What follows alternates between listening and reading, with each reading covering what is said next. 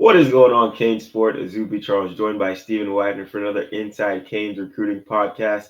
Stephen, around this time next week, we'll be gearing up for the Miami Hurricanes' first official visit weekend of the summer. A ton of big time names going to be rolling down there in Coral Gables, and throughout next week, we'll be previewing a lot of those guys who will be down there in Miami as they kick off the OVs, and that's super exciting down there. Obviously, we know how big those are with landing commitments and getting guys on board in that 2026 class. And Stephen, that kind of transitions perfect into our first topic of today. Mock class season is right around upon us, and you are starting to cook up, another Miami mock class with a few more names on the board after that Jackson Campbell commitment. So just kind of without giving too much away, just what are your thoughts about, this upcoming mock class, and what are some guys you're potentially wanting to add to that 2026 group? Yeah, so I think now that we're through the spring, we're getting a little bit more clarity on just where Miami sits with some of these guys. Obviously there's a long way until signing day, and there are a lot of guys that Miami is kind of okay with playing the long game with in this year's class. They understand that maybe trying to get these guys to commit in I don't know June or July or August isn't necessarily going to be the best thing. They kind of feel like maybe there are some guys, it'd be better to try to flip them 1 month before signing day, and have them fully locked in for that, just for that amount of time than, as opposed to getting an earlier commitment and then having to hold on for dear life while all these other schools are coming at them. So there's going to be a couple of guys on this list that have kind of fallen off. There's going to be a few other names that are jumping on, but by and large, I feel like this list is, kind of one of the more consistent mock classes that I've had in terms of, consistency from the first mock class that I did to the second mock class that I did. There's not as much movement here as I really thought there was going to be whenever I sat down and I first really started looking at this thing. Because in my head, I kind of, had this idea that, okay, well, keep in mind, these guys have dropped off the board. These guys have dropped off the board. And then when I was looking through our notes, I kind of kept telling myself, well, I guess it probably would make the most sense for player X to end up at Miami, which is the same thing that I was saying earlier in the year. Just real quick, a couple of names that I do think are going to be names to watch. Some names where there's maybe been a little bit of movement, just in terms of my confidence for Miami to land them. I definitely think that Miami is now going to land Izzy Briggs, the 4-star top 150 tight end from California. He's kind of like a flex tight end. He told me earlier this week, and we had a story on our site earlier this week, that Miami is definitely his number one school. LSU's coming hard. Michigan's coming hard. Cal is also in the mix. Cal's right there in his backyard. But right now, Miami is absolutely the very clear favorite to land Izzy Briggs. I think there's an awesome chance he ends up in Coral Gables. Like I would be right this exact second. If things stay the way they are right now, I would be very, very surprised if Izzy Briggs does not end up at Miami. Of course, he'll go on these official visits, and who's to say that one of these other schools doesn't do something where they just absolutely blow him away.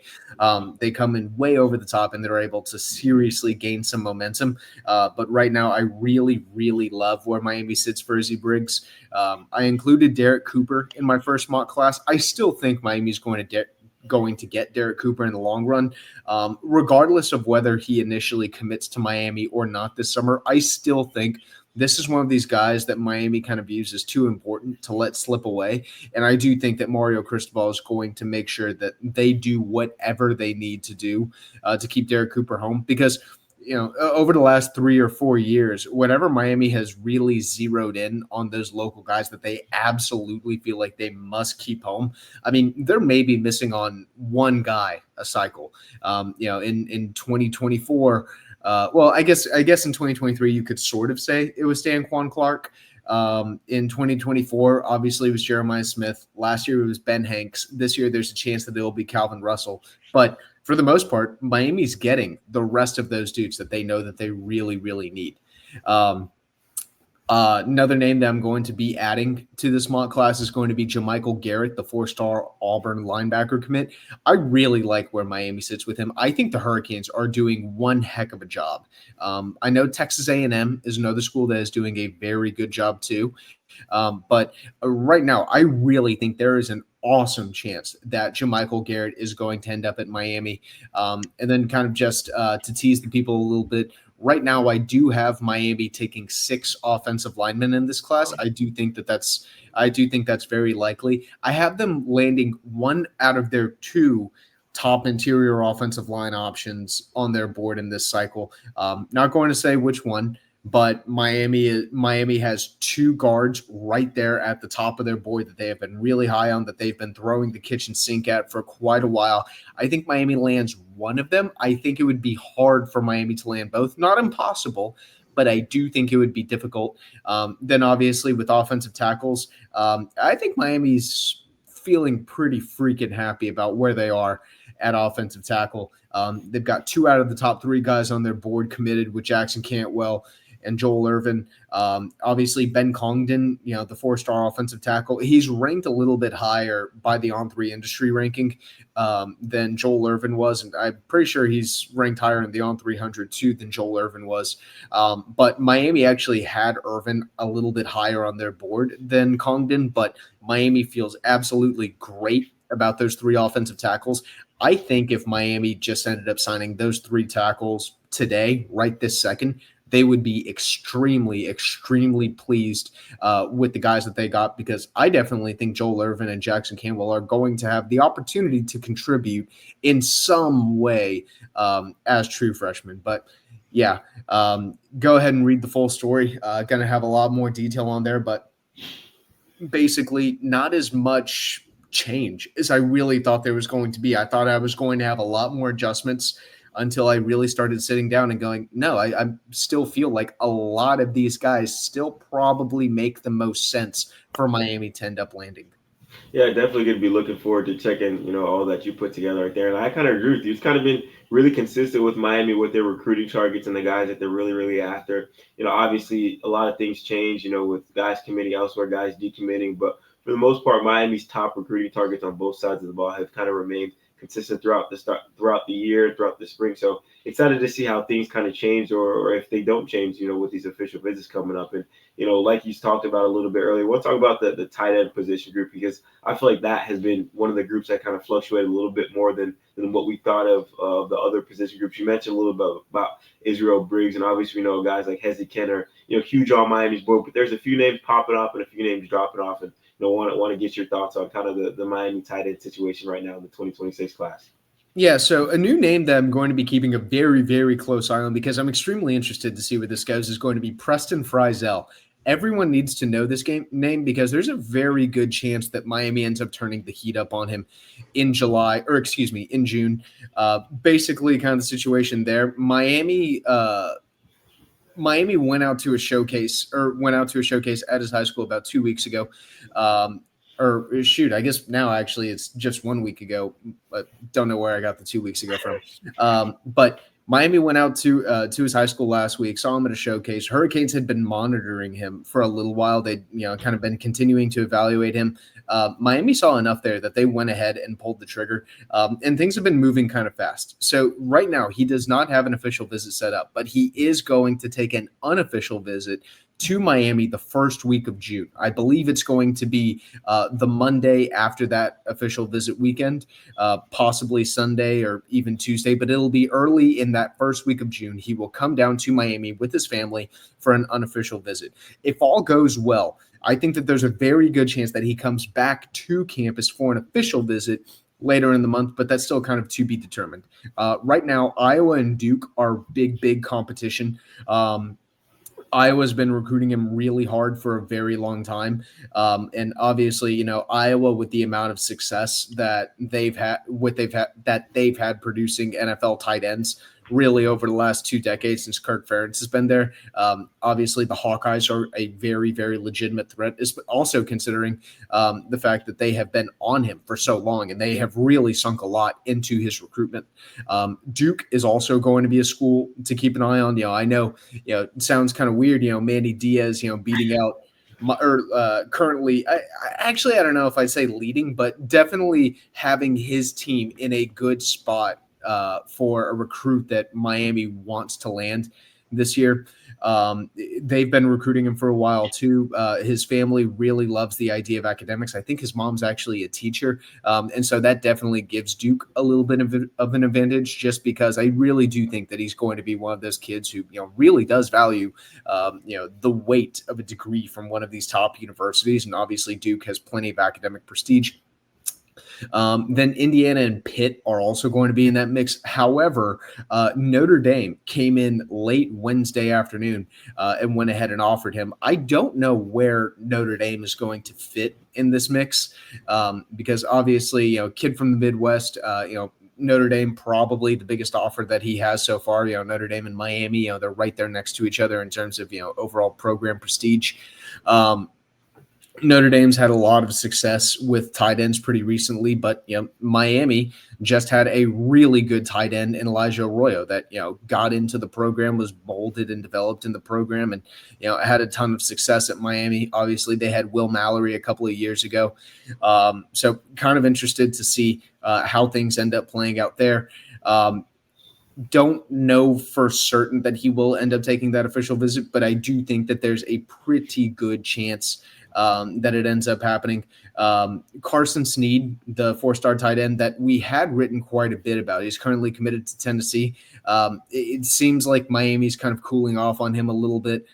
We no longer expect him to take an official visit to Miami. It sounds like things have just kind of chilled out there. Miami's shooting their shot with Mark Bowman, the 5-star tight end. I'm pretty sure he's a top 25 recruit right now, number 2 tight end in the country. Miami is shooting their shot with him, but I would be pretty freaking surprised if that happened. I think that's a little bit more of a pipe dream than anything. Yeah, a lot of fluctuation with that tight end recruiting. But if there's anyone I trust to get their guys, Cody Waddell, who's done a great job recruiting tight ends since becoming a tight ends coach at Miami. So going to be interesting to see how those chips kind of fall with those different tight ends that Miami's recruiting and kind of, like you said, heating up on and cooling down with. So you'd be excited to see where that position group kind of ends up in the 2026 class. And speaking of a prospect Miami's kind of really turned up the heat on is a 2026 linebacker / edge rusher out of Texas, Kosi Okapala. He's a guy that was offered by Miami on May 13th and already has an official visit locked in with Miami. That's a big shout out to Jason Taylor for kind of prioritizing him. Made his way out to Texas to check him out and kind of had to pick his brain a little bit yesterday. And he said, yeah, Miami wasn't really on his radar at the beginning of May, and then these last 2 weeks, Jason Taylor has really prioritized him and made him feel like a guy that Miami really wants. And right now, Entre lists him as a linebacker, but he's being recruited as an edge rusher, similar to kind of like a Herbert Scrobbins type of guy, not your prototypical edge rusher, but a big physical guy who can play that edge and maybe be a little bit of a hybrid linebacker too. So he's a guy that's kind of popped up out of nowhere that has an official visit set with Miami on June 13th, I believe, or June 6th. So he's a guy that a lot of Miami fans should know about. And Steven, a lot of coaches on the road. We saw Damian Lewis checking in on a guy like Freddie Wilson and just coaches everywhere. So just kind of what are your thoughts and, any not concerns, just what are your thoughts on, Miami's coaches, hitting the road before the official visits start next week? Yeah, well, I mean, this is really going to be the last opportunity for Miami to be able to go see these guys at their schools. Really the last chance to be able to watch them work out for, quite a while. I know we would say, in the past, recruits can always come down over the summer, and they can go to one of these prospect camps or something like that. They can work out for Miami. They can work out for Miami at one of these camps. But the last time that I really saw, a notable recruit whose name carried a lot of weight at one of these prospect camps that was expected in that year's recruiting class will have been JoJo Trader whenever he showed up kind of unexpectedly at a Miami prospect camp. I think it was 2 years ago, something like that, 3 years ago. It was the 2023 calendar year for the 2024 recruiting cycle. And JoJo Trader showed up, and I was absolutely stunned because we just don't live in an age anymore where kids actually show up to these prospect camps if they already have the offer, if they already have the interest from these schools. The era of offering kids late just really doesn't exist anymore. So if these coaches want the opportunity to go, evaluate these kids, see them in almost sort of like a camp like setting, they really have to go see them at their school. some of these kids, they'll do almost, like specialized workouts, for the coach to be able to watch. They'll do, not really like a one-on-one, but something where they'll be in shorts and a t-shirt, and they'll do different agility type stuff, and they'll do stuff that's set up by their high school coach to kind of make it look like they're in a little bit of a camp setting. So this really is kind of the last chance for Miami to be able to see some of these guys in person for some of those in-person evaluations. But then additionally, some of it is also seriously just these coaches wanting to get more FaceTime with these kids. And they understand, man, if I can just go to this kid's high school in, I don't know, Los Angeles, it's going to be a lot easier and a lot more reliable for me to go to this kid's high school than to convince this kid to come all the way to Miami to get that face-to-face contact. Miami stopped by Oaks Christian, where Hayden Lowe went. They stopped by Oaks Christian in Los Angeles earlier this week to see Devon Benjamin face-to-face, the 4-star cornerback. Will have a great chance to be a 5-star cornerback. They made sure they saw him face-to-face. They made sure they saw Jamichael Garrett face-to-face Wednesday in Louisiana. Like I said, this really is kind of the last chance for Miami to really get that last little bit of FaceTime with some of these players before they really get into the thick of things with official visits. And then once the OV start, it really is going to be all hands on deck for these official visits, because Miami does want to keep landing commitments, and I seriously think there's a good chance that Miami could get another 10-ish guys over the last 3 months. And now all of a sudden, we're looking at 20, 21, 22 commits before the start of the season. And then Miami can focus on, the last 2 or 3 or 4 guys that, they really, really want to zero in on.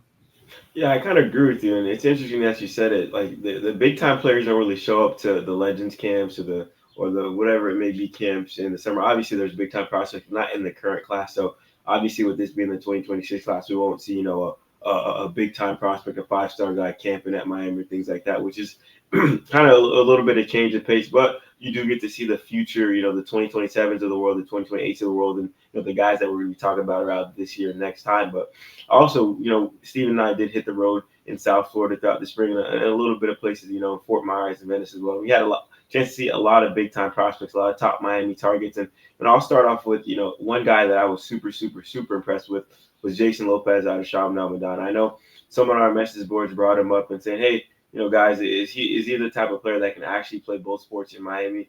1,000% yes. He's one of the best basketball players in South Florida, and obviously we know what he can do on the football field. And funny enough, their spring showcase was on Monday, and the day before, he was actually at one of the biggest basketball camps, the Under Armour Session 2 series in Ohio, had a 30-point game and a game winner. This is against 5-star prospects. So this kid is producing on the football field against 5-star prospects and on the basketball court against 5-star prospects. And, Miami hasn't offered him just yet, but Coach Jay Lucas and a few of the Hurricane staff members were at that camp up there in Ohio. Really impressed with him, started that conversation with him. And we know another, two-way wide receiver that Miami really likes in the 2026 cycle is Calvin Russell. We both had the chance to see this spring, and super excited to see what he can do on the hardwood as well. Has that Miami offer from both football and basketball. But Steven, you've seen a lot of guys this spring. So who are some guys that kind of stood out to you as we close out the spring and head into the summer official visits?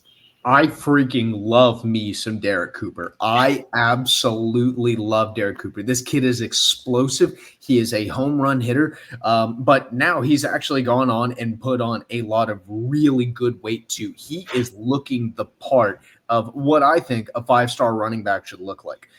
He looks he's got this back plate on his pads that we saw at practice. It said "You slow AF." If you don't know what AF stands for, go Google slow AF on Urban Dictionary. I promise you'll find it. But this kid, he can take it. He has the potential to take absolutely any carry to the house. Insanely explosive. He's a home run hitter. He's not going to necessarily be, one of these dudes who, kind of like a Mark Fletcher that, consistently turns, 3-yard gains into 5-yard gains and 4-yard gains into 6-yard gains. And he just kind of, steadily is able to, find the hidden yardage here and there. He's the type of guy who's going to, maybe he will get stopped for 1 yard. He might get stopped for 2 yards. But you know what? On that third carry, he might take it 80 yards. He really has that ability. And now that he's gone and added that weight too, he no longer is the type of running back that's just going to run by you. he can run through your face. Like if you are a linebacker or a defensive back and you're on the balls of your feet and you are not ready to come up and tackle this guy, he can absolutely run through you. I think still has some work to keep doing, with his hands, just as far as, catching the ball out of the backfield. I think that, he can still improve, with his lateral quickness a little bit. But man, this kid has star written all over him. I freaking love me some Derek Cooper. He's hands down my favorite player that I saw this spring. Jason Lopez also looked fantastic. Buying stock in Jason Lopez right now. That kid's going to be a baller. I'm telling you right this second. He's going to be really freaking good. Still like Karan Maycock a lot. We wrote a ton about him last year. I'm still really, really high on Karan Maycock. Really like him. I think he's going to be a baller too. Izubee, I know you had the chance to get out to Miami Northwestern. I think that Jordan Campbell still definitely looks the part. Tadarius Hughes has been a guy who, has kind of consistently continued to improve. Maybe he hasn't gotten to Miami a ton, but he does still have an official visit set up to Miami. Then another guy that I just want to touch on real quick in the 26 class, Justice Fitzpatrick. Holy cow, Justice Fitzpatrick looks really, really good. Still buying a ton of stock in him. I think he can play corner or safety. I personally would rather see him at safety than at corner, but he absolutely has the ability to play corner or nickel too. He's kind of like a Swiss Army knife. Put him in the defensive backfield and figure out where he needs to go. I think getting him would be very, very consistent with Miami's recruiting approach of, hey, let's bring really good football players to Miami, and then we'll figure out how to best use them. Because, if they, I think they really think if we just get guys who are good at football, that are athletes, that are playmakers, period, we will always be able to find a spot for them. So really like me some Justice Fitzpatrick too. Yeah, y'all want to talk about a little bit more about Jordan Campbell. And when I saw him at Northwestern, they kind of moved him to an edge rusher position where he's kind of standing up. And oh my goodness, he was causing havoc off the edge, looked like a Tasmanian devil up in everyone's face, making big plays. And then they have a young quarterback, Neiman Lawrence. This is a guy that Steve and I have both been watching these last 2 years. And when I say this kid is going to be, I'm going to say I think he'll be the number one quarterback in the 2028 class. Like, this kid has everything that you need in a quarterback. 6'2", great size, and he's being coached by Teddy Bridgewater, who is a 10-year plus guy in the NFL. Obviously, I think he has the most potential out of probably any prospect I've seen down here since Jeremiah Smith. I know this is a big thing to say, but I think Neiman Lawrence is going to be a superstar. If you're not hip with his name, buy stock now. He's going to be an absolute star at South Florida at the quarterback position. And then obviously Nick Lanier, to another wide receiver from Miami Northwestern, Calvin Russell, just a bunch of guys. There's so many, highly rated guys. There's so many underrated guys that we can talk about, but those are just a few of the names that are really, top Miami targets now. And if you haven't already, make sure to head to CaneSport.com. We post all these guys on our message boards, on our Instagram, TikTok, Twitter, all that stuff. So if you're in the social media space, make sure to check that out. If you like this video, leave a big thumbs up. And if you're not subscribed to our YouTube channel, make sure to hit that subscribe button to get more content like this and many, many more things. So for Stephen Wagner, I'm Izubee Charles. Thank you all for watching. Have a great rest of your day.